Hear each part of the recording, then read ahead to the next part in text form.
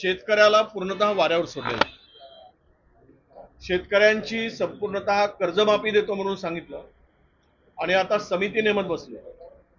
म्हणजे बळीराजाला फसवण्याचं पाप करणारे हे सरकार आहे। ज्या बळीराजाच्या भरोशावर खातात आणि त्या बळीराजाला म्हणतात तुझ्या अंगावरचे कपडे आम्ही दिलेत, तुझ्या पायातले चपला आम्ही दिलेत, तुझ्या बापाला दिलं, तुझ्या मायेला दिलं, अशा प्रकारचे घाणेरडी भाषा वापरून समस्त शेतकऱ्यांचा अपमान करणारे सरकार आहे। रोज खून होत आहे, बलात्कार होत आहेत, काही कायद्याचा धाक राहिलेला नाही, पोलिसांचा धाक राहिलेला नाही आणि हे सरकार मस्तपणे मस्तगुल होऊन टक्केवारी आणि जिल्हे वाटण्याच्यासाठी एकमेकाशी भांडत आहे। इतका नालायक सरकार महाराष्ट्राच्या इतिहासात कधी झालं नाही।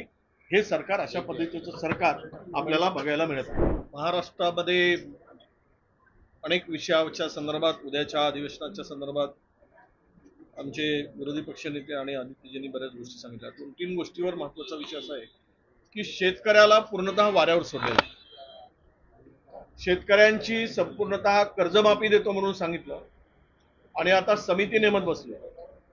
म्हणजे बळीराजाला फसवण्याचं पाप करणारे हे सरकार आहे।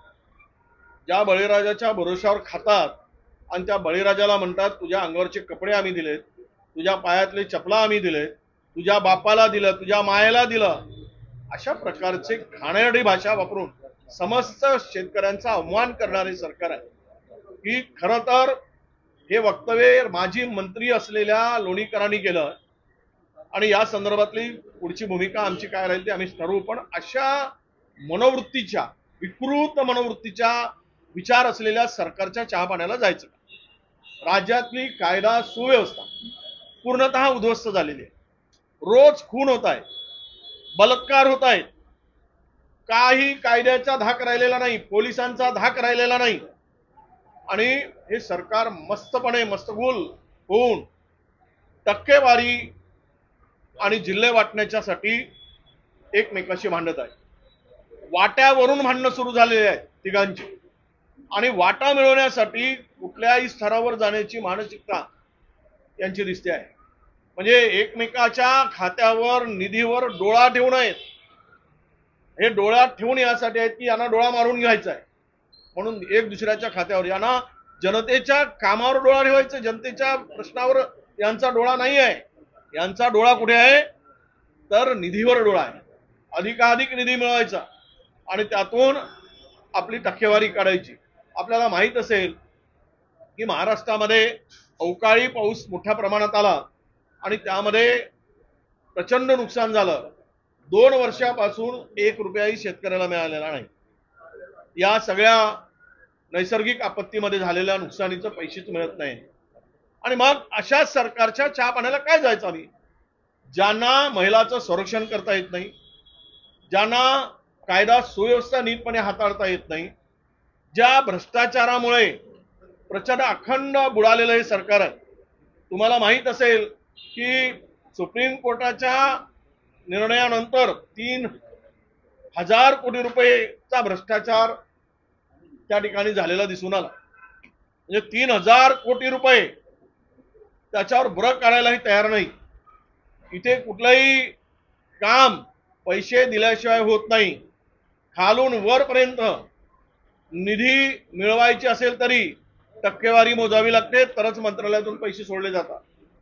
अशा म्हणजे आपण पाहिलंय की कांदा उत्पादक शेतकऱ्याला वाऱ्यावर सोडलं, हमी भावाचा पत्ता नाही, कापसाला भाव मिळत नव्हता, सोयाबीनला भाव नाही।